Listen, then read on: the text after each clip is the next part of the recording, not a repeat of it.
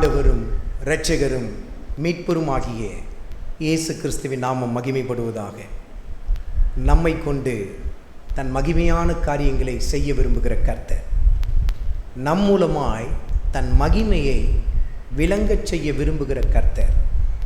ஆனால் வாழ்க்கையில் குறுக்கிடும் சில பிரச்சனைகள், போராட்டங்கள், நம் வாழ்க்கையில் நம்மை சுற்றி வளைத்து கொள்ளுகிற பிரச்சனைகள் தேவன் நமக்கென்று வைத்திருக்கிற மகிமையான ஸ்தானத்தை நோக்கி ஓடுவதற்கு பதிலாக வேறு பக்கமாய் நம்மை தள்ளுவதற்காக எல்லா சமயத்திலும் தீவிரமாய் முயற்சி செய்து கொண்டுதான் இருக்கும். உங்கள் ஒவ்வொருவரை குறித்தும் கர்த்தருக்கு ஒரு திட்டம் இருக்கிறது. திட்டம் என்று சொல்வதை விட உங்கள் ஒவ்வொருவரை குறித்தும் கர்த்தருக்கு திட்டங்கள் இருக்கிறது. உங்களை கொண்டு தன் மகிமையான காரியங்களை சாதிக்க நினைக்கும் கர்த்தர்.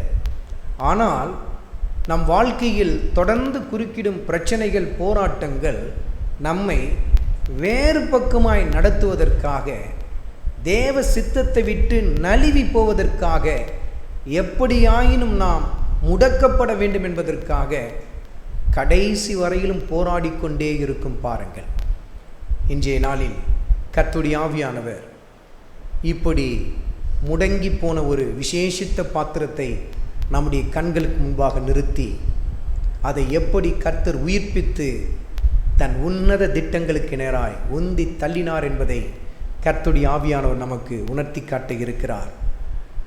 நீங்களும் உங்கள் வாழ்க்கையில் பல சமயத்தில் பல தீர்மானங்களை எடுத்திருப்பீர்கள். அதை நோக்கி மிக அருமையாய் செயல்பட்டு கொண்டிருப்பீர்கள். ஆனால் சடுதியில் திடீரென்று உங்கள் குடும்ப வாழ்க்கையில், தனிப்பட்ட வாழ்க்கையில், உங்கள் சூழ்நிலையில் ஏற்படுகிற மாற்றங்கள் உங்களை தொய்ந்து போகத்தக்கதாய், முடங்கி போகத்தக்கதான காரியங்களை கொண்டு வரும். ஆனால் நம்முடைய ஆண்டவர் ஆச்சரியமானவர்.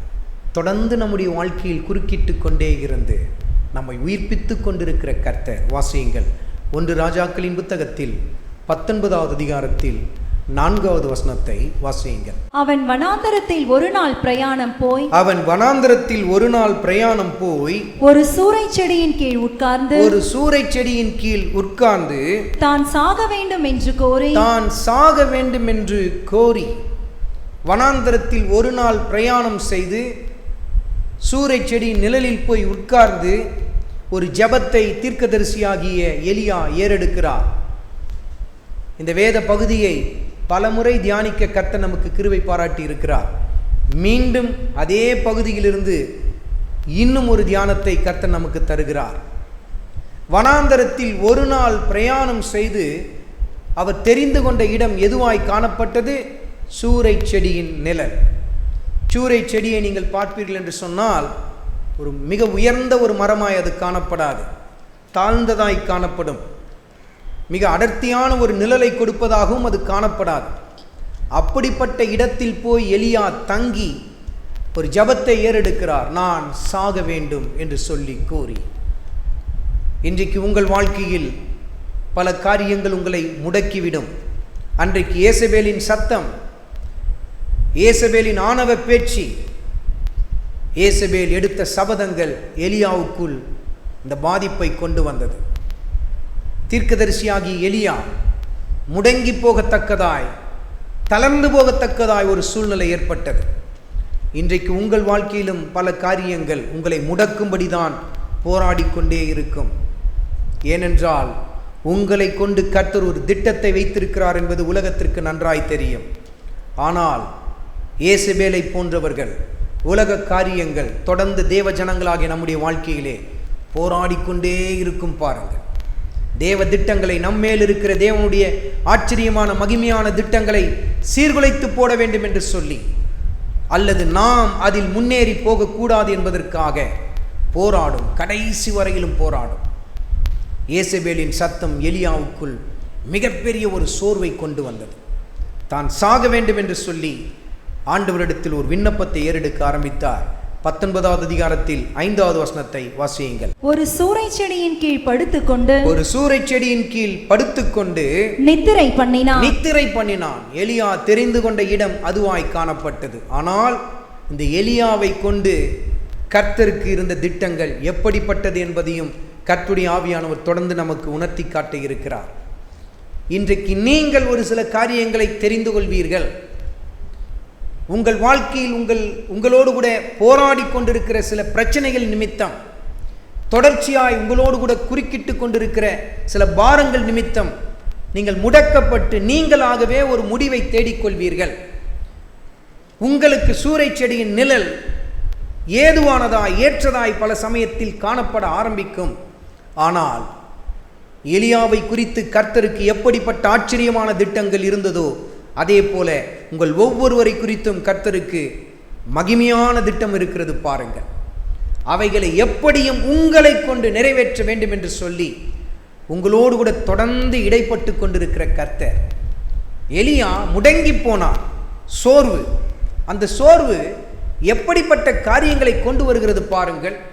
அன்றைக்கு ஏசபேலின் வார்த்தைகள் எலியாவுக்கு சோர்வை கொண்டு வந்தது. இன்றைக்கு ஏதோ ஒரு காரியம் உங்களுக்குள் ஒரு சோர்வை கொண்டு வரும். அது குடும்ப காரியமாயிருக்கலாம், தனிப்பட்ட காரியமாயிருக்கலாம், அல்லது வேலை ஸ்தலத்தில் நீங்கள் சந்திக்கிற ஒரு பிரச்சனையாக இருக்கலாம், அல்லது உங்கள் சமுதாய வாழ்க்கையில் நீங்கள் சந்திக்கிற ஒரு பிரச்சனையாக இருக்கலாம். ஏதோ ஒரு வகையில் அன்றைக்கு எலியாவுக்கு ஏசபேலின் மூலமாய் ஒரு பிரச்சனை, இன்றைக்கு உங்களுக்கு எப்படிப்பட்ட காரியத்தின் மூலமாகவும் பிரச்சனை வரலாம். ஆனால் அது நோக்கமெல்லாம் ஒன்றுதான், உங்களை சோர்வடைய செய்ய வேண்டும், உங்களை தளர்ந்து போகச் செய்ய வேண்டும், உங்களை முடக்கிவிட வேண்டும். ஏனென்றால் உங்களுக்குள் சோர்வு விதைக்கப்படும் என்று சொன்னால் தானாகவே படிப்படியாய் பல பாதிப்புகள் உங்களுக்குள் ஏற்பட ஆரம்பிக்கும். எப்படிப்பட்ட பாதிப்புகள் எலியாவுக்குள் ஏற்பட ஆரம்பித்தது பாருங்கள். மீண்டும் வாசியுங்கள் 19வது அதிகாரத்தில் 5வது வசனத்தை. ஒரு சூரை செடியின் கீழ் படுத்துக்கொண்டு சூரை செடியின் கீழ் படுத்துக்கொண்டு நித்திரை பண்ணினான். நித்திரை பண்ண ஆரம்பித்தார். எலியா நித்திரை பண்ணுகிறார். ஆழ்ந்த ஒரு உறக்கம். அவர் ஏறெடுத்த ஜெபம் எப்படிப்பட்டதாய் காணப்பட்டது? 4வது வசனத்தை வாசியுங்கள். அவன் வனாந்தரத்தில் ஒரு நாள் பிரயாணம் போய் ஒரு சூரை செடியின் கீழ் உட்கார்ந்து தான் சாக வேண்டும் என்று கோரி போதும் கர்த்தாவே, இது போதும் ஆண்டவரே, நான் ஜெபித்தது இது போதும் ஆண்டவரே, நான் ஊழியம் செய்தது போதும் ஆண்டவரே, என் குடும்பத்திற்காக சுமைகளை சுமந்தது போதும் ஆண்டவரே. அன்றைக்கு எலியா அப்படித்தான் ஜெபிக்கிறார். போதும் கர்த்தாவே, ஒரு காரியத்தை சாதித்து விட்டேன், இது போதும் ஆண்டவரே.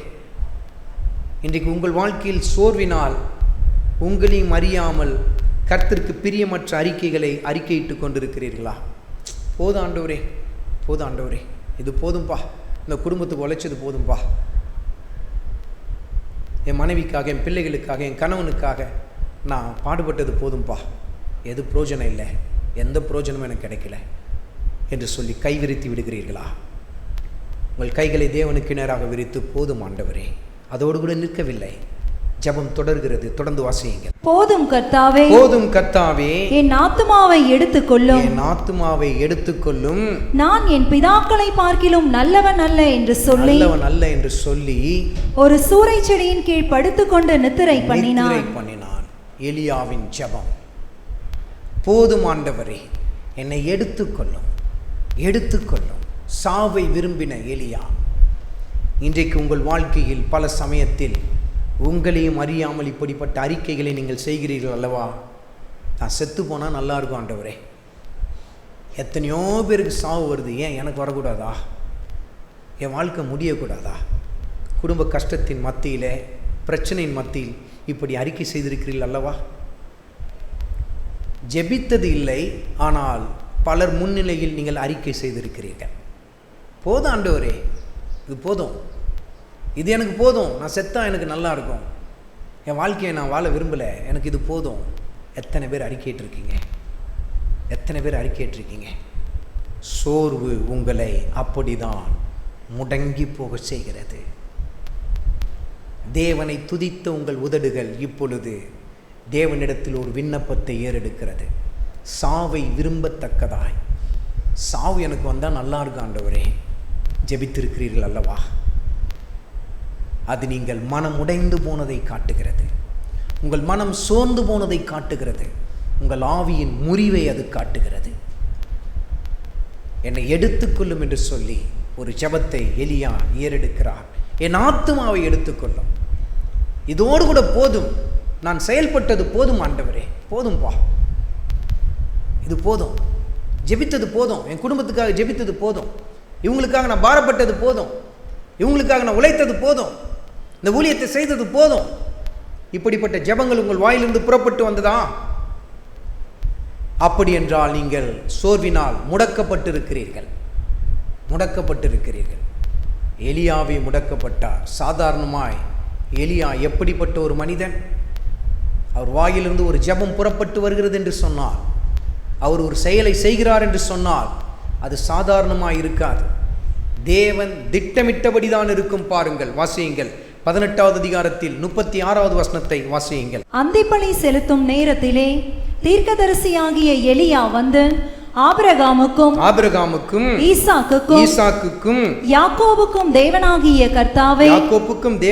கர்த்தாவே, இஸ்ரவேலிலே நீர் தேவன் என்றும் நான் உம்முடைய ஊழியக்காரன் என்றும் நான் இந்த காரியங்களை எல்லாம் உம்முடைய வார்த்தையின்படி செய்தேன் என்றும் இன்றைக்கு விளங்க பண்ணும். உம்முடைய வார்த்தையின்படி செய்தேன், உம்முடைய திட்டத்தின்படி செய்தேன், உம்முடைய சித்தத்தின்படி செய்தேன். இதுதான் எலியாவுக்கு இருக்கிற தனி சிறப்பு.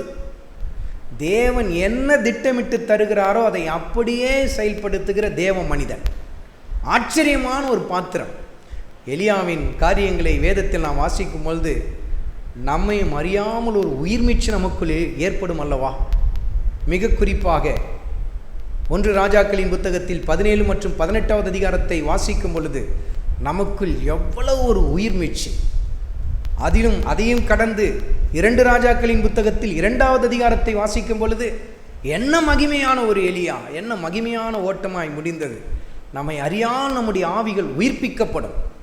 ஆனால் அப்படிப்பட்ட எலியா எதையும் தேவனுடைய சித்தத்தின்படி, தேவனுடைய திட்டமிடுதலின்படி செய்து முடிக்கிற எலியா, அவர் வாயிலிருந்து ஒரு ஜெபம் புறப்பட்டு வந்தாலும் அது தேவன் எதிர்பார்க்கிற ஜெபமாயிருக்கும், தேவன் விரும்புகிற ஜெபமாயிருக்கும். அப்படிப்பட்ட ஆச்சரியமான மகிமையான ஒரு பாத்திரம் இப்பொழுது ஒரு ஜெபத்தை தேவ சமூகத்தில் ஏறெடுக்கிறது. போதும் கர்த்தாவே, என் ஆத்துமாவை எடுத்துக்கொள்ளும், என் பிதாக்களை பார்க்கிலும் நான் நல்லவன் அல்ல என்று சொல்லி சூரை செடியின் நிழலில் நித்திரை பண்ண ஆரம்பித்தார். எலியா தன் காரியத்திற்கு ஒரு முற்றுப்புள்ளியை வைக்கிறார். ஆனால் தேவனுடைய திட்டம் என்னவாக இருந்தது பாருங்கள். இன்றைக்கு நீங்கள் பல முடிவுகளை எடுப்பீர்கள், ஆனால் தேவன் வேறு ஒரு முடிவை எடுத்து வைத்திருக்கிறார். இன்றைக்கு நீங்கள் உங்கள் வாழ்க்கையின் பிரச்சனை நிமித்தம், போராட்டத்தின் நிமித்தம் பல அறிக்கைகளை, வாய்களை திறந்து நீங்கள் செய்து கொண்டிருக்கலாம். ஆனால் தேவனுடைய வாயிலிருந்து வேறு விதமான அறிக்கை புறப்பட்டு வந்து கொண்டிருக்கிறது. பிரச்சனையின் கூர் உங்கள் வாழ்க்கையிலே இப்படிப்பட்ட தாக்கத்தை ஏற்படுத்துவதனால் உங்கள் ஆவியின் மன முறிவின் நிமித்தம் நீங்கள் மனம் கசந்து இப்படிப்பட்ட காரியங்களை செய்கிறீர்கள். ஆனால் தேவனோ எலியாவை குறித்து வேறு ஒரு திட்டத்தை வைத்திருந்தது போல உங்களை குறித்தும் கர்த்தர் மகிமையான திட்டத்தை வைத்திருக்கிறார். வசனத்தை குறித்து கொண்டு தியானித்து பாருங்கள். 19வது அதிகாரத்தில் 15வது வசனத்தை குறித்து கொண்டு தியானித்து பாருங்கள். ஆசகேலை சீரியாவின் மேல் நீ அபிஷேகம் பண்ண வேண்டும் என்று சொன்னார். 19வது அதிகாரத்தில் 16வது வசனத்தை குறித்து கொண்டு தியானித்து பாருங்கள். யெகூவே இஸ்ரவேலின் மேல் நீ அபிஷேகம் பண்ண வேண்டும் என்று சொன்னார். அதே வசனத்தை தொடர்ந்து வாசித்து பாருங்கள். எலிசாவை உன் ஸ்தானத்தில் தீர்க்கதரிசியாய் நீ அபிஷேகம் பண்ண வேண்டும் என்று சொன்னார். எலியா போதும் ஆண்டவர் என்று சொல்லுகிறார். ஆனால் கர்த்தரோ இல்லை எலியா, உன்னை கொண்டு நான் சாதிக்க வேண்டிய காரியங்கள் இன்னும் அநேகம் இருக்கிறது என்று சொல்லி ஒன்றன் பின் ஒன்றாய் வரிசைப்படுத்தி காட்டுகிறார்.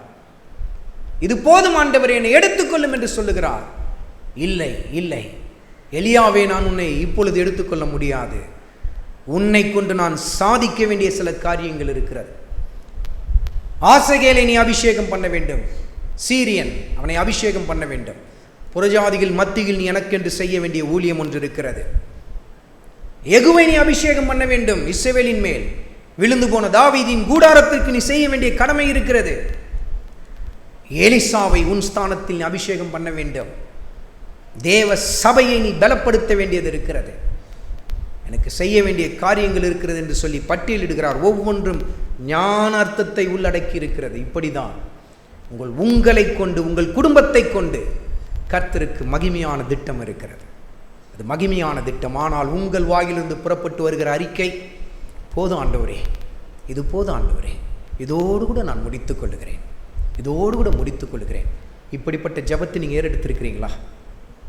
பிரச்சனையினால் அப்படி ஏறெடுத்திருக்கிறீங்களா?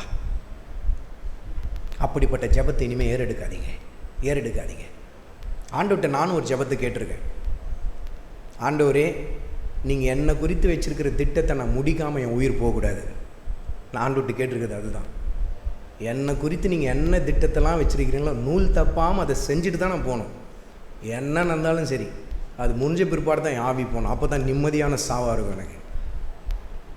போதும் ஆண்டவரே, இது போதும் ஆண்டவரே, இதோட நிறுத்திக்கிற ஆண்டவரே, இது வேணாம் ஆண்டவரே. இது எதை காட்டுகிறது? சோர்வு உங்களையும் அறியாமல் நீங்கள் ஏதோ ஒன்றை சாதித்தது போன்ற மனநிலையை உங்களுக்குள் கொடுக்க ஆரம்பிக்கிறது.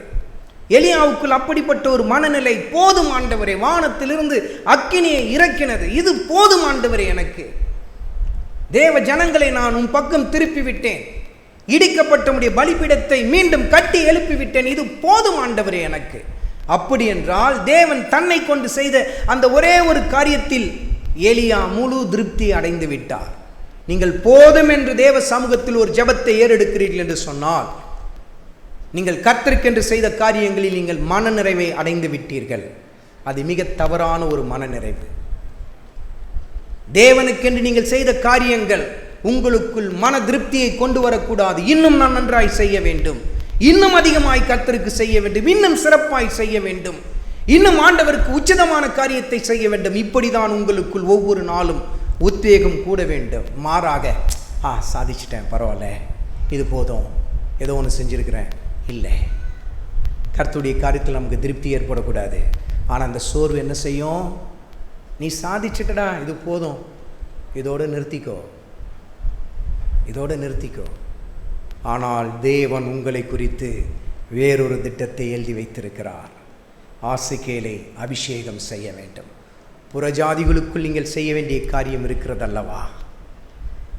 எகுவை எழுப்ப வேண்டும், அபிஷேகம் பண்ண வேண்டும். எலியாவே, உன் ஜனங்களுக்குள் விழுந்து போன ஜனங்களை நீ எழுப்ப வேண்டாமா? உன் ஜனங்களுக்குள் நீ எழுப்ப வேண்டாமா? எலியாவே, உன்னோடு கூட ஊழியம் முடிந்து போக வேண்டுமா? இல்லை, உனக்கு பின்பாக இரட்டிப்பான ஆவியுள்ள ஒரு மனிதனை நீ எழுப்ப வேண்டாமா? தேவ திட்டத்தை பாருங்கள், எலியாவின் மனநிலையை பாருங்கள். எவ்வளவு பெரிய வித்தியாசம், எவ்வளவு பெரிய வித்தியாசம். இன்றைக்கு நீங்கள் உங்கள் வாழ்க்கையில் எடுக்கிற தீர்மானங்களுக்கும் தேவன் உங்களை குறித்து வைத்திருக்கிற தீர்மானங்களுக்கும் எவ்வளவு பெரிய ஒரு வித்தியாசம் இருக்கிறது பாருங்கள். நீங்கள் எடுக்கிற தீர்மானங்கள் மண்ணுக்குரியவைகள், ஆனால் என் ஆண்டவர் உங்களை குறித்து வைத்திருக்கிற தீர்மானங்களோ மகிமையானவைகள், ஆச்சரியமானவைகள், நம்முடைய மனித அறிவுக்கு எட்டாத காரியங்கள் பாருங்கள். இன்றைக்கு நீங்கள் மண்ணுக்குரியவைகளை குறித்து யோசிக்கிறீர்கள். மண்ணுக்குரிய காரியங்களினால் உங்கள் மனம் பாதிக்கப்பட்டு மிக தாழ்வான ஒரு முடிவுகளை நீங்கள் எடுக்க ஆரம்பிக்கிறீர்கள். ஆனால் தேவனோ உங்களை குறித்து மகிமையான திட்டத்தை எழுதி வைத்திருக்கிறார். உங்களை கொண்டு மற்றவர்களை உருவாக்குவதற்காக, உங்களை கொண்டு விழுந்து போன தாவீதின் கூடாரத்தை எடுத்து நிறுத்துவதற்காக, ஊழியர்களை உருவாக்குவதற்காக கர்த்தர், உங்களை உருவாக்குவதற்காக கர்த்தர் உங்கள் வாழ்க்கையிலே இடைப்பட்டு கொண்டிருக்கிறார் என்பதை மறந்து போய்விட்டீர்களா? நீங்கள் நினைக்கலாம், என்னை குறித்து ஒரு திட்டம் இருக்குமா? ஒரு நிமிஷமே ஒழுங்காக ஜெபம் பண்ணுறதில்லை. மிஞ்சி போனால் 5 நிமிஷம் ஜெபம் பண்ணுவேன், இல்லை மிஞ்சி போனால் ஒரு அதிகாரம் படிப்பேன், 2 அதிகாரம் படிப்பேன். என்னை வச்சு ஆண்டு ஒரு திட்டத்தை செய்வாரா? தேவஜனமே, உங்களை கொண்டுதான் கர்த்தர் தன் மகிமையை விளங்கச் செய்ய விரும்புகிறார். சோர்ந்து போன எலியா, தவறான இடம், தவறான ஜெபம், தவறான அறிக்கை, தவறான முடிவு, எல்லாம் தவறுதலாய் எலியாவுக்கு இப்பொழுது காணப்படுகிறது. எல்லாவற்றிலும் தவறு தவறு தவறு என்று காணப்படுகிறது. தவறான இடம், சூறைச்செடியின் நிலை, தவறான அறிக்கை, போதும் கர்த்தாவே, இது போதும், நான் செய்தது எனக்கு போதும். தவறான அறிக்கை, தவறான முடிவு, நான் சாக வேண்டும். தவறான ஜெபம், என் பிதாக்களை பார்க்கல, நான் நல்லவன் அல்ல, எடுத்துக்கொள்ளும். தொடர்ந்து வருகிறது, ஒவ்வொன்றாய் அப்படியே வளர்கிறது. சோர்வு இப்படிதான் உங்களுக்குள் கொஞ்சம் கொஞ்சமாய் வீரியம் கொள்ள ஆரம்பிக்கும்.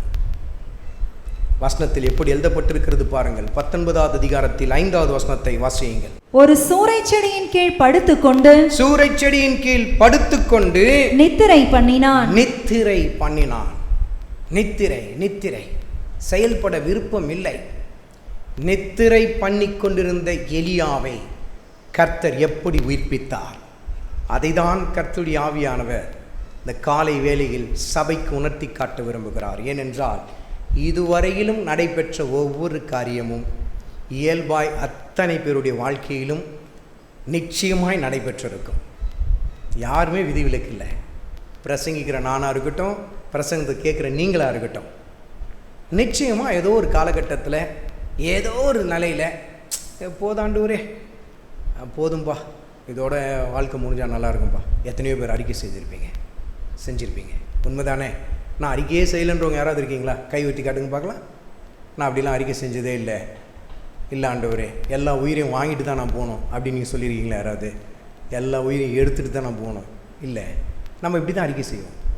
போதும் போதும் போதும். இதுவரையிலும் காணப்பட்டது ஏறக்குறைய அத்தனை பேருடைய வாழ்க்கையில் நடந்த ஒரு காரியம். ஆனால் எலியாவை எப்படி கர்த்தர் உயிர்ப்பித்தார், எப்படி தன் மகிமையான திட்டத்தை நோக்கி எலியாவை உந்தி தள்ளினார். தேவ சமூகத்துக்கு வந்திருக்கிற தேவ ஜனமே, இன்றைக்கு உங்களையும் கர்த்தர் தன் மகிமையான திட்டத்தை நோக்கி உந்தி தள்ளுவதற்காகத்தான் இடைப்பட்டு கொண்டிருக்கிறார். வாசியுங்கள். 19வது அதிகாரத்தில் 5வது வசனத்தை வாசியுங்கள். ஒரு சூரைச் செடியின் கீழ் படுத்துக்கொண்டு ஒரு சூரைச் செடியின் கீழ் படுத்துக்கொண்டு நித்திரை பண்ணினான். அப்பொழுது ஒரு தூதன் அவனை தட்டி எழுப்பி எழுந்திருந்து போஜனம் பண்ணு என்றான். எழுந்திருந்து போஜனம் பண்ணு. எலியாவுக்கு சொல்லப்பட்ட முதல் காரியம், எழுந்திருந்து போஜனம் பண்ணு. தேவஜனமே, உங்களை உயிர்ப்பிப்பதற்காக கர்த்தர் அனுப்பும் முதல் வார்த்தை இதுதான், எழுந்திருந்து போஜனம் பண்ணு. எழுந்திரு, போஜனம் பண்ணு. தொடர்ந்து வாசியுங்க. அவன் விழித்து பார்க்கிற போது இதோ தழலில் சுடப்பட்ட ஒரு அடையும் ஒரு பாத்திரத்தில் தண்ணீரும் அவன் தலைமாட்டில் இருந்தது. எழுந்திருந்து போஜனம் பண்ணு என்று சொல்லி கர்த்தருடைய தூதன் தட்டி எழுப்புகிறார். அப்பொழுது அவர் தலையில் சுடப்பட்ட ஒரு அடையும் ஒரு பாத்திரத்தில் தண்ணீரும் காணப்படுகிறது. காலையில் ஒரு மெசேஜ் கேட்குறோம்ல, பிரெட் அண்ட் வாட்டர். அந்த ஊழியத்தை செய்ய சொல்லும்போது கர்த்தர்கிட்ட நான் கேட்டேன், என்ன பேர் வைக்கணும்? அப்போ தான் இந்த சம்பவத்தை தான் காட்டினார் கர்த்தர். தூங்கிட்டு இருக்கிற எலியாவெல்லாம் தட்டி எழுப்புறதுக்கு தான். என்னது அடைன்னா? என்னது?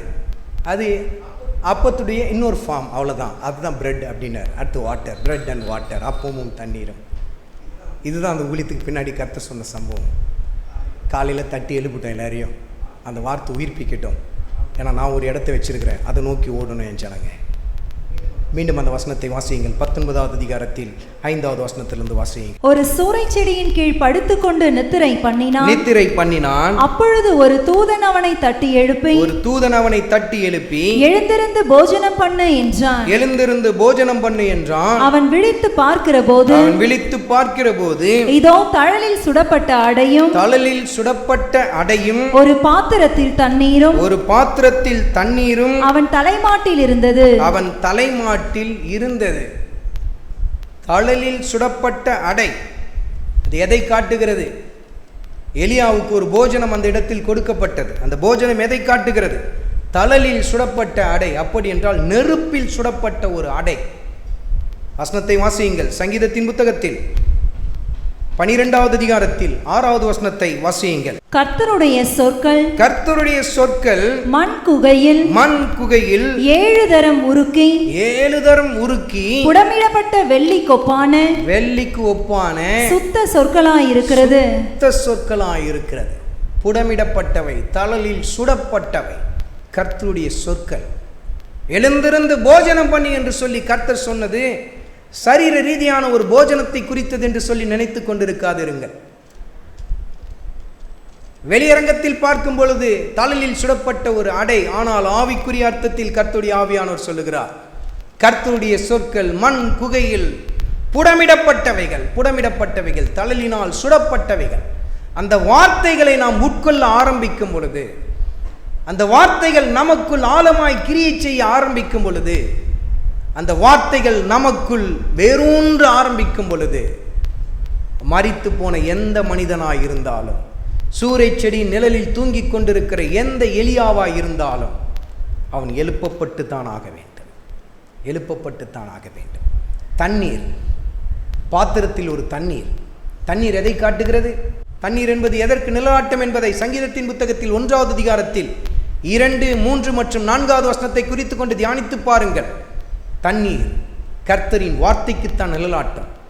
அதுவும் கர்த்தருடைய வார்த்தையை தான் காட்டுகிறது. ஜீவ தண்ணீர், நம்மை உயிர்ப்பிக்கிற ஜீவ தண்ணீர். அது மாத்திரமல்ல, யோபுவின் புத்தகத்தில் 14வது அதிகாரத்தில் 7வது வசனத்திலிருந்து வாசியுங்கள். ஒரு மரத்தை குறித்தாவது நம்பிக்கை உண்டு, அது வெட்டி போடப்பட்டாலும் திரும்ப தழைக்கும், அதன் இளங்கிளைகள் துளிர்க்கும், அதன் வேர் தரையிலே பழையதாகி அதன் அடிக்கட்டை மண்ணிலே செத்தாலும், ஒரு மரம் செத்து போய்விட்டது, அடிக்கட்டை, அதன் ஆணிவேர் கூட செத்து போய்விட்டது, அடிக்கட்டை செத்து போய்விட்டது, வெட்டப்பட்டது, செத்து போனது, எல்லாம் உண்மைதான். ஆனால் என்ன நடக்கிறது? தொடர்ந்து வாசியுங்கள். தண்ணீரின் வாசனையினால் அது துளிர்த்து இள மரம் போல கிளைவிடும். தண்ணீரின் வாசனையினால் அது துளிர்க்கும். பட்டுப்போன மரங்கள், வெட்டப்பட்ட மரங்கள், செத்துப்போன மரங்கள், எப்படிப்பட்ட நிலையில் இருந்தாலும் சரி, தண்ணீரின் வாசனை அதற்கு உயிர் கொடுக்க ஆரம்பிக்கும். இன்றைக்கு அநேக காரியங்கள் உங்களை சாகடித்து கொண்டிருக்கலாம். நீங்களாகவே உங்கள் வாழ்க்கையின் முடிவை எழுதி கொண்டிருக்கலாம். ஆனால் கர்த்தர் உங்களுக்காக தழலிலே சுடப்பட்ட ஒரு அடையையும் தண்ணீர் நிறைந்த ஒரு பாத்திரத்தையும் வைத்திருக்கிறார். அதுதான் கர்த்தருடைய வார்த்தை. இந்த வார்த்தை நம்மை உயிர்ப்பிக்கும். எந்த சூறைச்செடி நிழலில் நம்ம படுத்திருந்தாலும் சரி, ஏசபேலின் சத்தம் அன்றைக்கு எலியாவை சூறைச்செடி நிழலுக்கு தள்ளினது. ஆனால் எந்த இடத்துக்கு கடந்து போனாலும் இந்த ஜீவ வார்த்தைகள் நம்ம உயிர்ப்பிக்கும். பாருங்க, வேத வாக்கியங்கள், ஜீவ வார்த்தைகள். இன்றைக்கி கர்த்தருடைய வார்த்தைக்கு நேரத்தை செலவழிக்கிறீங்களா? உங்கள் வாழ்க்கையில் அந்த வார்த்தைக்கு நீங்கள் செலவழிக்க ஆரம்பித்தீங்கன்னா, உங்கள் நேரத்தை கர்த்தருடைய வேதத்திற்கு அர்ப்பணிக்க ஆரம்பித்தீங்கன்னா, உங்கள் வாழ்க்கையின் பெரும் பகுதியை கர்த்தருடைய வேதாகமம் ஆளுகை செய்ய ஆரம்பிக்கும் என்று சொன்னால், கர்த்தருடைய வார்த்தை உங்களை உயிர்ப்பிக்க ஆரம்பிக்கும். எந்த நிலைக்குள்ள நீங்கள் இருந்தாலும் சரி, எந்த காரியத்தினாலும் நீங்கள் மரித்து போன நிலையில் இருந்தாலும் சரி, நீங்களாகவே ஒரு முடிவு எடுத்திருந்தாலும் சரி, அந்த முடிவிலிருந்து உங்களை கர்த்தர் அப்படியே திருப்புவார், வேறு பக்கமாக திருப்புவார். ஜீவ வார்த்தைகள். ஒரு அருமையான ஒரு பாடல் இருக்கிறது, வேதத்தை குறித்த அருமையான ஒரு பாடல் இருக்கிறது. உள்ளம் உதிக்கும், உறுதி அளிக்கும், கள்ளம் கபடில் லாமகற்றும். உள்ளம் உதிக்கும், உறுதி அளிக்கும், கள்ளம் கபடில் லாமகற்றும். கடிந்து கொள்ளும், கரைகள் போக்கும், கனமடைய வழி நடத்தும். கடிந்து கொள்ளும், கரைகள் போக்கும், கனமடைய வழி நடத்தும். சத்திய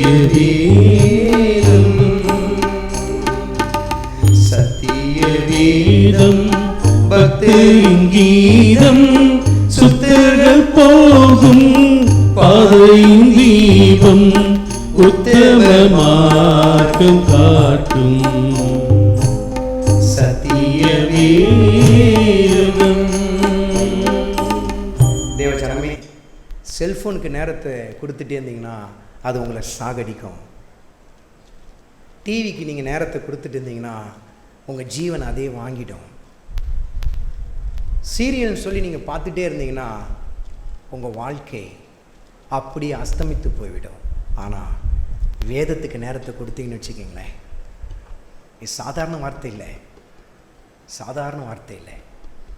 வேதத்திற்கு நேரத்தை நீங்கள் கொடுக்க கொடுக்க தழலில் சுடப்பட்ட அடை, ஜீவ தண்ணீர்.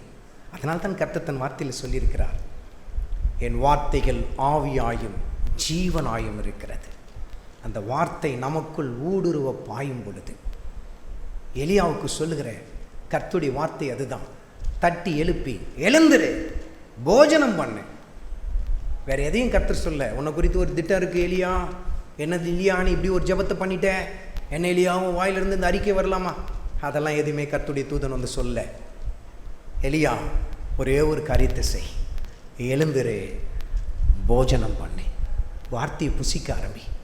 வார்த்தையை புசித்தினா உன் வாழ்க்கையில் மாற்றம் வரும், உன் வாழ்க்கையில் மாற்றம் வரும்.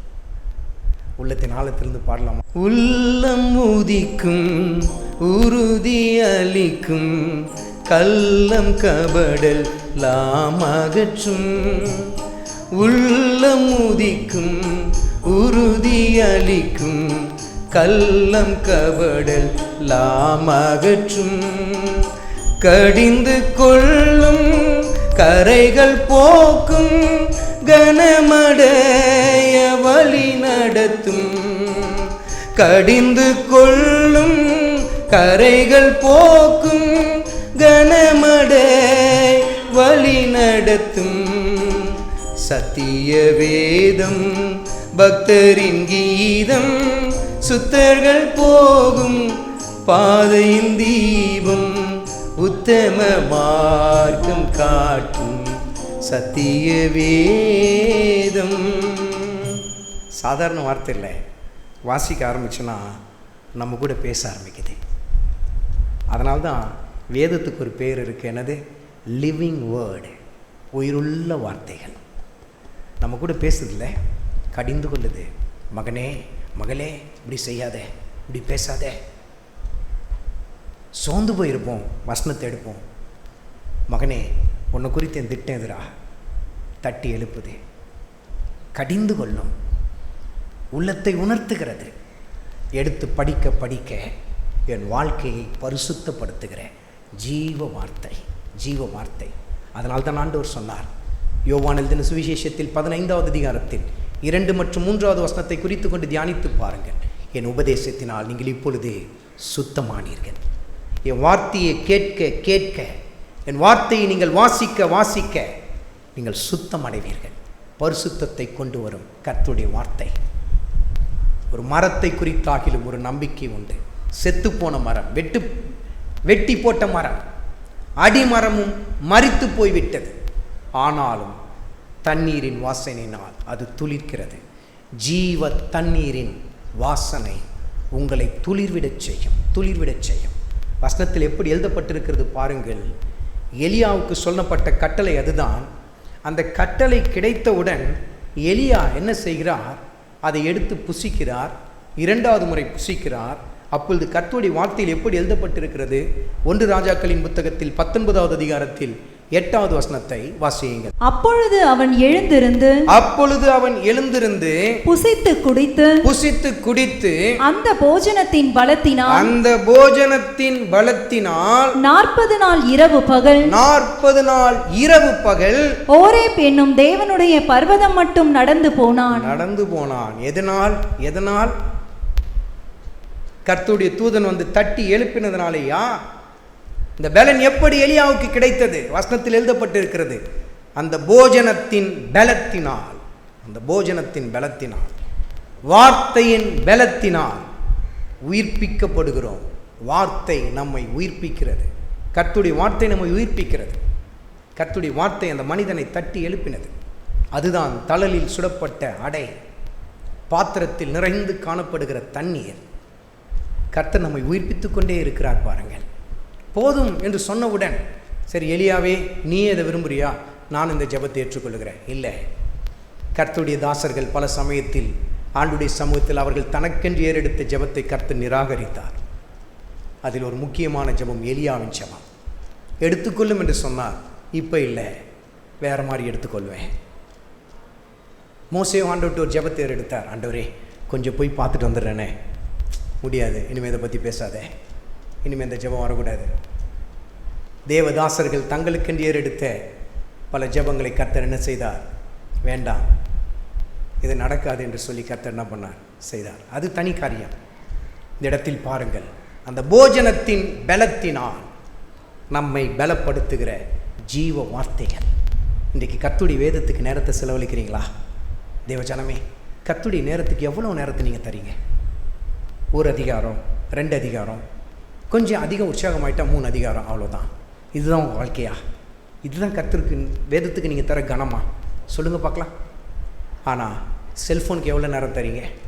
செல்ஃபோனுக்கு எவ்வளோ நேரம் தரீங்க? பல மணி நேரங்கள். தொலைக்காட்சிக்கு எவ்வளோ நேரம் தரீங்க? பல மணி நேரங்கள். பல மணி நேரங்கள். நண்பர்களுக்கு பல மணி நேரங்கள். பல பேர் இரவு நேரத்தில் செல்ஃபோனுக்கு அதிக நேரத்தை தந்து கொண்டிருக்கிறீங்க. அதுதான் உங்கள் ஜீவனை கொஞ்சம் கொஞ்சமாய் வாங்கி கொண்டிருக்கிறது. இன்றைக்கு ஒரு தீர்மானம் எடுங்க. தட்டி எழுப்பும் கர்த்தர். எப்படி தட்டி எழுப்புகிறார்? வசனத்தில் எப்படி எழுதப்பட்டிருக்கிறது பாருங்கள். மீண்டும் வாசியுங்கள். 19வது அதிகாரத்தில் 5வது வசனத்தை மீண்டும் வாசியுங்கள். ஒரு சூரைச் செடியின் கீழ் படுத்துக்கொண்டு நித்திரை பண்ணினான். அப்பொழுது ஒரு தூதன் அவனை தட்டி எழுப்பி ஒரு தூதன் வந்து தட்டி எழுப்புகிறார். ஒரு தூதன் வந்து எலியாவை அந்த இடத்தில் தட்டி எழுப்புகிறார். தூதன் என்பது எதை காட்டுகிறது? யாரை காட்டுகிறது? ஆகாய் தீர்க்கதரிசன புத்தகத்தில் 1வது அதிகாரத்தில் 13வது வசனத்தை வாசியுங்கள். அப்பொழுது கர்த்தருடைய தூதனாகிய ஆகாய் கர்த்தர் தூதனுப்பிய வார்த்தையின்படியே ஜனங்களை நோக்கி கர்த்தருடைய வார்த்தைகளை கொண்டு வருகிற அத்தனை பேரும் கர்த்தருடைய தூதர்கள் தான். இன்றைக்கு நீங்கள் கர்த்தருடைய வார்த்தையை மற்றவர்கள் எடுத்து சொன்னால் நீங்கள் கர்த்தருடைய தூதர்கள். கர்த்தருடைய தூதர்கள். ஒரு தூதன் தட்டி எழுப்பினான். தொடர்ந்து வாசித்து பாருங்கள். கர்த்தருடைய தூதன் வார்த்தை தட்டி எழுப்புகிறது. இன்றைக்கு வார்த்தை நமக்குள் ஆழமான மாற்றத்தை கொண்டு வரும் பாருங்கள். அதனால்தான் சங்கீதக்காரன் எப்படிப்பட்ட ஒரு ஜெபத்தை ஏறெடுக்கிறார் பாருங்கள். 119வது சங்கீதத்தில் 25வது வசனத்தை வாசியுங்கள். என் ஆத்துமா மண்ணோடு ஒட்டி கொண்டிருக்கிறது. உமது வசனத்தின்படி என்னை உயிர்ப்பியும். ஆண்டவரே, என் ஆத்துமா மண்ணோடு கூட போய் ஒட்டி கொள்ளுகிறது. மண்ணுக்குரிய காரியங்களோடு கூட போய் ஒட்டி கொள்ளுகிறது. மண்ணுக்குரிய காரியங்கள், உலகத்தில் இருக்கிற மாமிசத்தின் கிரியைகள், மண்ணுக்குரிய காரியங்கள், குடிவரி, களியாட்டுக்கள், கோபம், மூர்க்கம், கசப்புணர்ச்சிகள், பொறாமைகள், வைராக்கியங்கள், இவைகளோடு கூட என் ஆத்மா போய் ஒட்டி கொள்ளுகிறது. ஆண்டவரே, செல்போனோடு கூட போய் ஒட்டி கொள்ளுகிறது. திரைப்படங்களோடு கூட போய் ஒட்டி கொள்ளுகிறது. ஆனால் உயிர்ப்பிப்பது எது? உம்முடைய வார்த்தையின்படி என்னை உயிர்ப்பியும் ஆண்டவரே. உயிர்ப்பிக்கிற வார்த்தை. அது மாத்திரமல்ல, சங்கீதத்தின் புத்தகத்தில் 119வது அதிகாரத்தில் 154வது வசனத்தை வாசியுங்கள். எனக்காக நீர் வழக்காடி என்னை மீட்டுக் கொள்ளும். உம்முடைய வார்த்தையின்படியே என்னை உயிர்ப்பியும். ஆண்டவரே, என்னை உயிர்ப்பியும். எப்படி? வார்த்தையின்படி. பாருங்கள், பழைய ஏற்பாட்டு பரிசுத்தவான்களுக்கே அந்த ரகசியம் தெரிந்திருந்தது. நம்மை உயிர்ப்பிப்பது கர்த்தருடைய வார்த்தை. இன்றைக்கு தேவஜனமே, கர்த்தருடைய வார்த்தைக்கு நேரத்தை செலவழிக்கிறீங்களா? இன்றைக்கு நான் இதை சொல்லும்பொழுது பல பேருக்குள்ள, ஐயோ, நான் செலவழிக்கிறது இல்லையே, ஒரு குற்ற உணர்வு ஏற்படும். குற்ற உணர்வு ஏற்படுத்த வேண்டும் என்பதற்காக கர்த்தருடைய ஆவியானவர் உங்களோடு கூட இடைப்படவில்லை. எந்த இடத்தில் தவறு செய்து விட்டீர்கள், எந்த இடத்தில் நீங்கள் கர்த்தருடைய எதிர்பார்ப்பை நிறைவேற்றவில்லை என்பதை சுட்டிக்காட்டி உங்களை தன் மகிமையான ஸ்தானத்துக்கு நேராய் கொண்டு வருவதற்காகத்தான் கர்த்தருடைய ஆவியானவர் இடைப்பட்டு கொண்டிருக்கிறார். என் மகனே, என் மகளே, உலகத்துக்கு நேரத்தை செலவழித்தது போதும், ஜெபித்தது போதும் என்று சொல்லாதே. மாறாக, செல்ஃபோனுக்கு இனி நேரம் போது ஆண்டவரே, சினிமாவுக்கு நேரம் போது ஆண்டவரே, இனிமே அதுக்கு நேரம் இல்லை. இந்த வேதத்துக்கு நான் என் நேரத்தை கொடுக்கிறேன். கொடுத்து பாருங்களேன் உங்கள் வாழ்க்கையில். இது கடைசி நாட்கள். கர்த்தருடைய வேதத்துக்கு அதிக நேரத்தை நம்ம கொடுக்கணும். நேரம் இல்லைன்னு சொல்லக்கூடாது. நேரம் இல்லைன்னு சொன்னால் அவங்களோட பெரிய ஒரு பொய்க்காரர்கள் வேறு யாரும் இருக்க முடியாது. நேரம் இல்லைன்னு சொல்ல முடியாது. பல மணி நேரங்கள் வேதத்தை வாசிக்க வேண்டும். நேரத்தை ஒதுக்குங்க. உங்களை தனிமைப்படுத்தி கொள்ளுங்க. வேதத்தை ஆழ்ந்து வாசிக்க ஆரம்பிங்க. அப்போ உங்களுக்கு தெரியும், சூரை செடியின் நிழலில் படுத்திருக்கிற உங்களை அந்த வார்த்தைகள் எப்படி உயிர்ப்பிக்கிறது என்பதை நீங்கள் உணர்ந்து கொள்ள ஆரம்பிப்பீர்கள். அதனால் தான் கர்த்தர் யோவான் எழுதின சுவிசேஷத்தில் 6வது அதிகாரத்தில் 63வது வசனத்தில் சொன்னார், நான் உங்களுக்கு சொல்லுகிற வசனம் ஆவியாயும் ஜீவனாயும் இருக்கிறது என்று சொன்னார். ஆவியாயிருக்கிறது, ஜீவனாயிருக்கிறது என்று சொன்னார். வேதனா நீங்கள் என்ன நினைக்கிறீங்க? ஏதோ ஒரு புத்தகம் நினைக்கிறீங்களா? பரிசுத்த ஆவியானவரின் வார்த்தைகள், ஆவியாயும் ஜீவனாயும் இருக்கிற வேத வாக்கியங்கள். பரிசுத்த ஆவியானவர் இயேசு கிறிஸ்துவின் வார்த்தைகள். வார்த்தை மாமிசத்தில் வெளிப்பட்டது. அந்த வார்த்தை மாமிசத்தில் வெளிப்பட்ட இயேசு கிறிஸ்துவை பிரதிபலிக்கிற ஜீவ வார்த்தைகள். இதற்கு நேரத்தை செலவழிக்க நம்ம யாருக்கு நேரத்தை செலவழிக்கிறோம்? இயேசு கிறிஸ்துவுக்கு நேரத்தை செலவழிக்கிறோம். வேதத்திற்கு நீங்கள் நேரத்தை செலவழிக்கிறீர்கள் என்று சொன்னால் இயேசு கிறிஸ்துவுக்கு நீங்கள் நேரத்தை செலவழித்துக் கொண்டிருக்கிறீர்கள். இயேசு கிறிஸ்துவுக்கு நேரத்தை நீங்கள் செலவழிக்க வாழ்க்கையில் உயிர்மீட்சி எழும்ப ஆரம்பிக்கும் பாருங்கள். எலியாவை தட்டி எழுப்பி எழுந்திருந்து போஜனம் பண்ணு என்று சொல்லி கர்த்தருடைய தூதன் சொல்லுகிறார். ஆனால் எலியா செய்த காரியம் என்ன? எழுந்திருந்தார், போஜனம் பண்ணினார், ஆனால் மீண்டும் போய் படுத்து கொண்டார். வாசியுங்கள் 5வது வசனத்திலிருந்து. ஒரு சூரை செடியின் கீழ் படுத்துக்கொண்டு நித்திரை பண்ணினான். அப்பொழுது ஒரு தூதன் அவனை தட்டி எழுப்பி எழுந்திருந்து போஜனம் பண்ணு என்றான். எழுந்திருந்து போஜனம் பண்ணு என்றான். அவன் விழித்து பார்க்கிற போது இதோ தழலில் சுடப்பட்ட அடையும் ஒரு பாத்திரத்தில் தண்ணீரும் அவன் தலைமாட்டில் இருந்தது. அப்பொழுது அவன் புசித்து குடித்து திரும்ப படுத்துக் கொண்டான். கர்த்தருடைய வார்த்தை உங்களோடு கூட எதற்காக இடைப்படுகிறது, எதை நோக்கி உங்களை உந்தி தள்ளுகிறது என்கிற ரகசியத்தை நீங்கள் உணர்ந்து கொள்ளாமல் இருப்பீர்கள் என்று சொன்னால் இப்படிதான் நீங்களும் உங்கள் வாழ்க்கையில் செயல்பட ஆரம்பிப்பீர்கள். கர்த்தருடைய வார்த்தை உங்களோடு கூட இடைப்பட்டும் உங்களை கண்டித்து உணர்த்தியும் சுட்டி காட்டியும் நீங்கள் உணர்ந்து கொள்ளாமல் இருப்பீர்கள் என்று சொன்னால் தேவன் உங்களை எதை நோக்கி உந்தி தள்ளுகிறார் என்ற ரகசியத்தை, தேவ திட்டத்தை உங்கள் வாழ்க்கையில் நீங்கள் புரிந்து கொள்ளாமல் போவீர்கள் என்று சொன்னால் மீண்டும் அதே சோர்வுக்குத்தான் நீங்கள் திரும்ப ஆரம்பிப்பீர்கள். மீண்டும் அதே படுக்கைக்குத்தான் நீங்கள் திரும்பி போக ஆரம்பிப்பீர்கள். மீண்டும் அதே ஜென்ம சுபாவத்துக்குத்தான் திரும்பி போக ஆரம்பிப்பீர்கள்.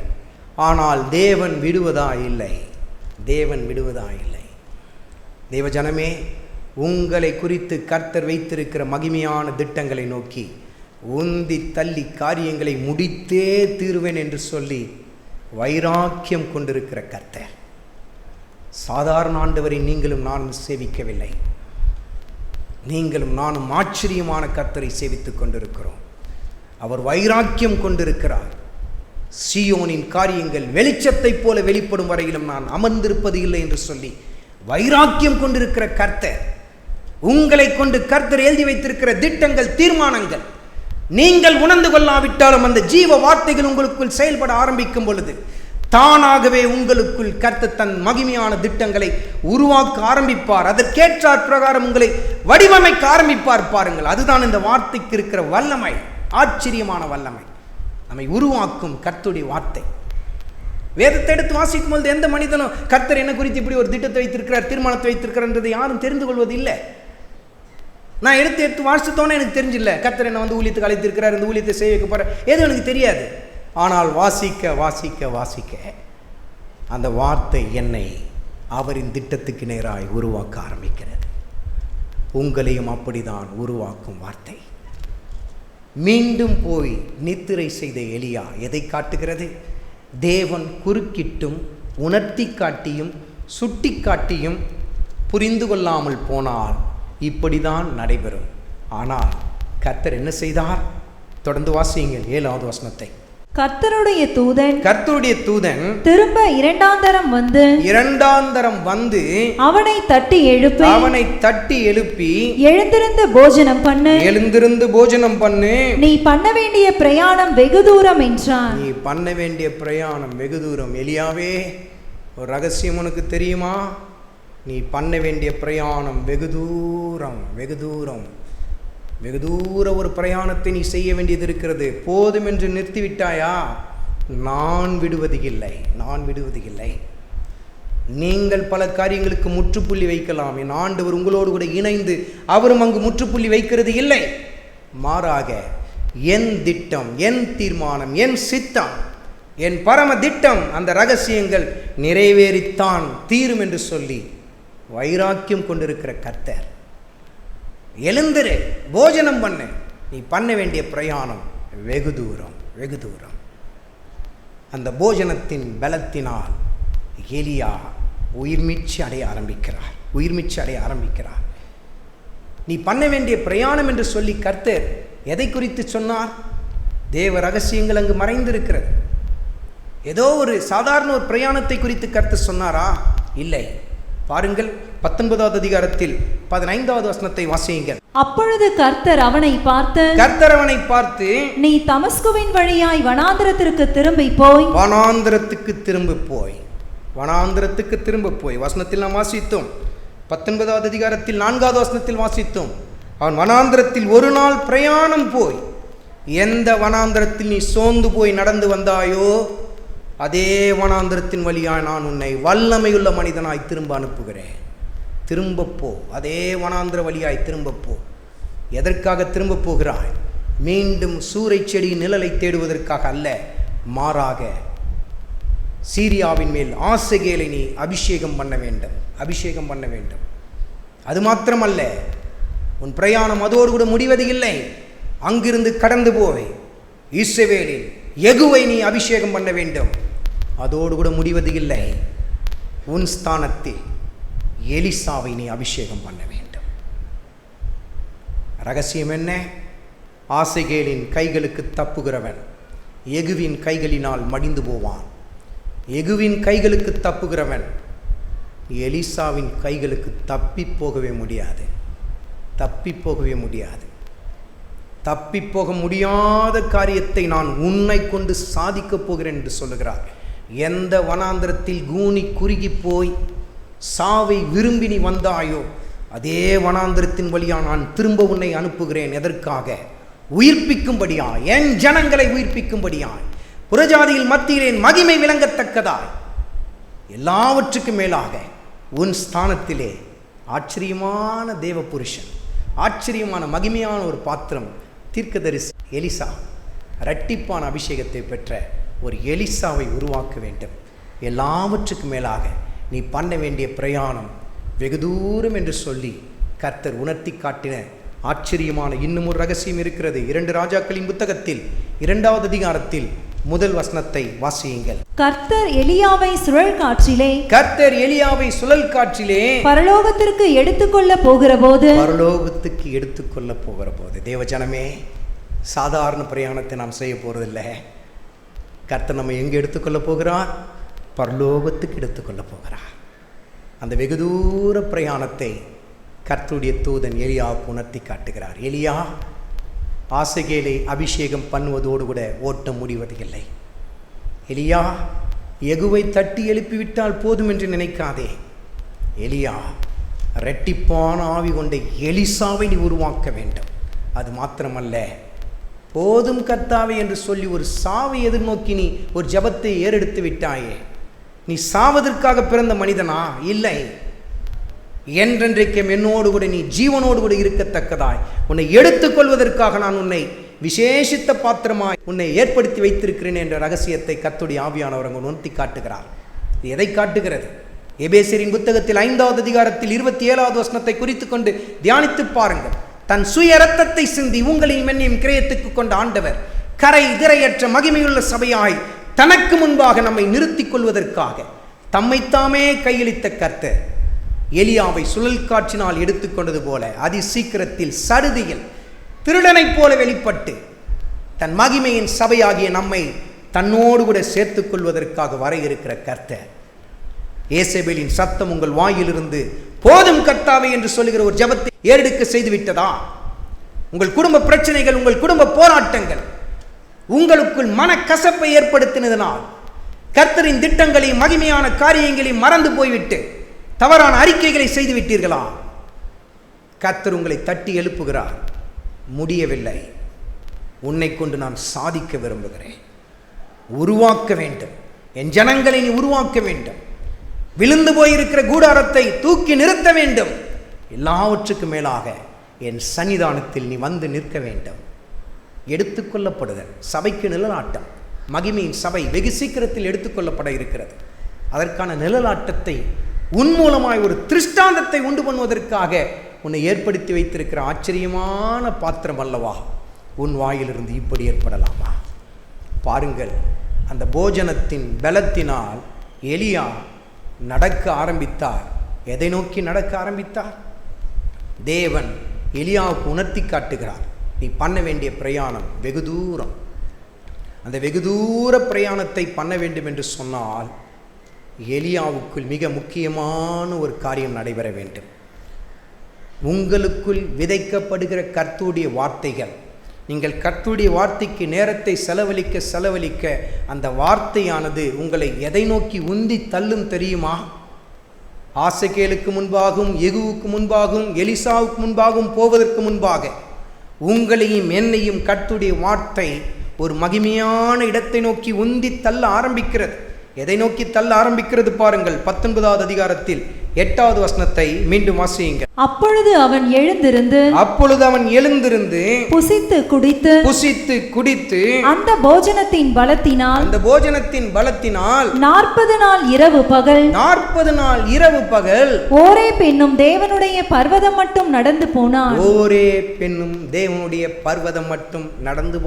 ஓரேப் தேவனுடைய பர்வதம் எதை காட்டுகிறது? தேவனுடைய பிரசன்னம். வார்த்தை நம்ம எதற்கு நேராய் உந்தி தள்ளும் தெரியுமா? வேத வார்த்தைகள் நம்ம எதற்கு நேராய் உந்தி தள்ள ஆரம்பிக்கும் தெரியுமா? ஆண்டவர் இயேசு கிறிஸ்துவின் பிரசன்னத்துக்கு நேராய் நம்மை உந்தி தள்ள ஆரம்பிக்கும். அந்த போஜனத்தை புசிப்பதற்கு முன்பாக, போஜனத்தை புசித்த பின்பு எலியாவுக்குள் ஏற்பட்ட மாற்றத்தை பாருங்க. புசிப்பதற்கு முன்பாக சூரைச் செடியின் நிழல், புசித்த பின்பு ஒரே பர்வதம். ஆண்டவர் இயேசு கிறிஸ்துவின் பிரசன்னம். இதுதான் வார்த்தை. இந்த மாற்றத்தை தான் நமக்குள்ளே கொண்டு வரும். வார்த்தையை படிக்கிறதுக்கு முன்பாக, வார்த்தையோடு கூட நேரத்தை நீங்கள் செலவழிக்கிறதுக்கு முன்பாக ஏதோ ஒரு இடத்துல போய் சுருண்டு படுத்துட்ருப்பீங்க. அது செல்ஃபோனாக இருக்கும், டிவியாக இருக்கும், கெட்ட நண்பர்களாக இருப்பாங்க, உலக ஐக்கியமாக இருக்கும். ஆனால் வசனத்தை தொட்டுட்டா அது நம்மளை எங்கே கொண்டு வந்து சேர்க்கும் தெரியுமா? ஒரே பர்வத தண்டையில் கொண்டு வந்து சேர்க்கும். ஒரே பர்வதம் எதற்கு நிழலாட்டம்? ஆண்டவர் இயேசு கிறிஸ்துவின் பிரசனத்துக்கு நிழலாட்டம். அவருடைய பிரசன தண்டையிலே நெருங்கி சேர்ந்த மனிதன் இந்த பிரசனத்துக்கு வந்தவுடன் வார்த்தை வெளிப்படுகிறது. அந்த பிரசன தண்டையிலே எலியா வந்து சேர்ந்தவுடன் கர்த்தருடைய வார்த்தை உண்டாகிறது. 19வது அதிகாரத்தில் 9வது வசனத்தை வாசியுங்கள். அங்கே அவன் ஒரு கெபிக்குள் போய் தங்கினான். இதோ கர்த்தருடைய வார்த்தை அவனுக்கு உண்டாகி. தேவஜனமே, தேவ பிரசன தண்டையிலே உங்களை உந்தி தள்ளுவது கர்த்தருடைய வார்த்தை. பிரசன தண்டையிலே போனவுடன் உங்களை உருவாக்குவதும் அவருடைய வார்த்தையில் தான். வார்த்தை ஜீவ வார்த்தை, நம்மை உருவாக்குகிற கர்த்தருடைய வார்த்தை. ஒரு தீர்மானம் எடுங்க இன்னைக்கு தேவ சமூகத்தில். ஆண்டவரே, இனிமேல் ஆண்டவரே 5 நிமிஷம் 10 நிமிஷம் இது மாதிரிலாம் நான் வேதத்துக்கு நேரத்தை கொடுக்க மாட்டேன். இன்றைக்கி சில பேருடைய வீட்டில் வந்து வேதாகமம் ஒரு காட்சி பொருள், ஒரு அடையாள பொருள். கிறிஸ்டியன் அப்படின்னு காட்டுறதுக்காக ஒரு அடையாள பொருளாக இருக்கும். பைபிள் இருக்குது இந்த வீட்டில், அப்போ உங்கள் கிறிஸ்டியன் அடையாளம் இல்லை. அது மாறிட்டு ஆண்டவரே, இனி நான் அப்படி இருக்க மாட்டேன். பல மணி நேரங்கள் உடைய வார்த்தைக்கு நான் செலவு செய்ய போகிறேன். ஆழ்ந்து படிக்கப் போகிறேன். என் நேரத்தை பெரும்பான்மையாக நான் செலவு செய்ய போகிறேன். இன்றைக்கி நீங்கள் சொல்லலாம், எனக்கு நேரம் இல்லை, நிறைய அலுவல், நிறைய வேலை இருக்குது. தேவஜனமே, கர்த்தருடைய வார்த்தைக்கு உங்கள் வாழ்க்கையில் நேரத்தை நீங்கள் செலவழிக்காவிட்டால் நீங்கள் எவ்வளவு துர்பாக்கியசாலிகள் தெரியுமா? தொடர்ந்து சூரை செடி நிழலில் தான் இருப்பீர்கள். எழுந்து ஒரே பர்வதத்திற்கு போக வேண்டும் என்று சொன்னால், அதிலும் அந்த வசனத்தில் எப்படி எழுதப்பட்டிருக்கிறது பாருங்கள். எலியா செய்த அந்த பிரயாணம் சாதாரண ஒரு பிரயாணம் அல்ல. 8வது வசனத்தை மீண்டும் வாசியுங்கள். அப்பொழுது அவன் எழுந்திருந்து புசித்து குடித்து அந்த போஜனத்தின் பலத்தினால் 40 நாள் இரவு பகல் ஒரே பெண்ணும் தேவனுடைய பர்வதம் மட்டும் நடந்து போனான். எவ்வளவு ஆச்சரியமான ஒரு பலன் பாருங்கள், எவ்வளவு ஆச்சரியமான ஒரு பலன். இது சாதாரணமாய் ஒரு தழலினால் சுடப்பட்ட ஒரு அடையினால் ஏற்பட்ட காரியமா? இல்லை. தேவனுடைய வார்த்தைக்கு நிழலாட்டமாய் கொடுக்கப்பட்டதினால்தான் அந்த ஜீவ வார்த்தை உங்களுக்கு அசாதாரணமான பலத்தை தரும். நீங்கள் நினைக்காதீர்கள் சரீர சம்பந்தமான உணவுகள் தான் நம் சரீரத்தை புஷ்டியாக்கும் என்று நினைக்காதீர்கள். அதுதான் ஆரோக்கியத்தை கொண்டு வரும் என்று நினைக்காதீர்கள். கர்த்தருடைய வார்த்தையோடு கூட கர்த்தரின் வார்த்தைக்கு நேரத்தை செலவழித்து பாருங்கள். அது உங்களுக்குள் அசாதாரணமான பலத்தை கொண்டு வரும். 40 நாள் இரவும் பகலும் கொஞ்சமும் ஓய்வெடுக்காமல் ஒரே பர்வத தண்டையிலே தொடர்ந்து நடந்து போய்கொண்டே இருந்தார்.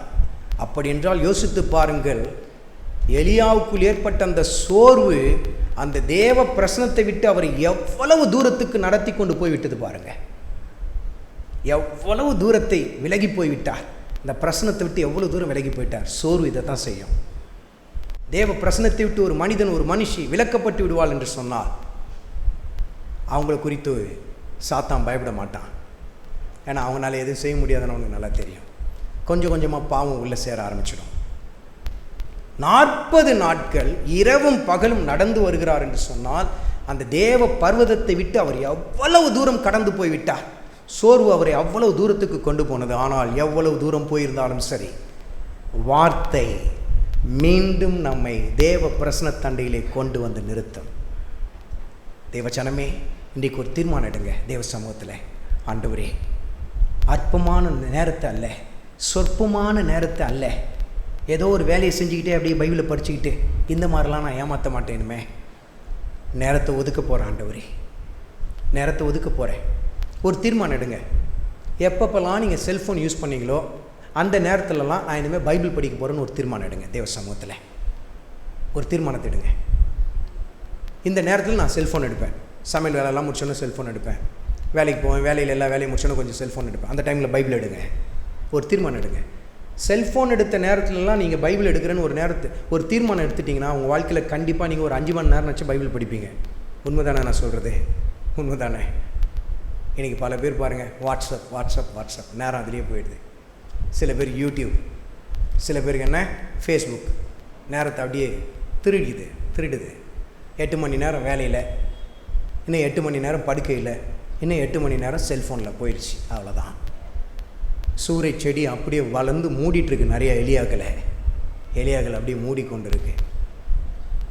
தூதன் கையை விடுறது கூட வழி இல்லை, தட்டி எழுப்புறது கூட வழி இல்லாத நிலையில் இருக்குது. நீ கர்த்தருடைய ஆவியானவர் உங்களோடு கூட இடைப்பட்டு கொண்டு இருக்கிறார். என் ஜனமே, எழுந்திருந்து போஜனம் பண்ணி, நீ பண்ண வேண்டிய பிரயாணம் வெகு தூரம். உன்னை என் சந்நிதியில் நான் கொண்டு வந்து நிறுத்த வேண்டும். அதுதான் உன்னை குறித்து என்னுடைய மகிமையான திட்டம். எழுந்திருந்து போஜனம் பண்ணு. எழுந்து வருகிறேன் ஆண்டவரே, உம்முடைய வேதத்திற்கு நேரத்தை நான் செலவழிக்கிறேன் ஆண்டவரே. என் வாழ்க்கையின் பெரும் பகுதியை உம்முடைய வேதத்திற்கு நான் அர்ப்பணிக்கிறேன் ஆண்டவர் என்று சொல்லி நாம் எழுந்து நின்று தேவ சமூகத்திலே நம்மை அர்ப்பணிப்போம்.